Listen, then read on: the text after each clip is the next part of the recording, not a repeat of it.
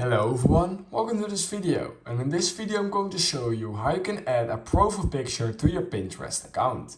So in order to do this, open the Pinterest app. Now what you're going to do is you're going to click right here on saved, and now you're going to go to the top right corner of our screen just like this. Now we're going to click on edit profile, and here you're going to click on your user or on your profile picture by clicking on edit. Now you can either take a photo or pick from your camera roll, which is of course really straightforward.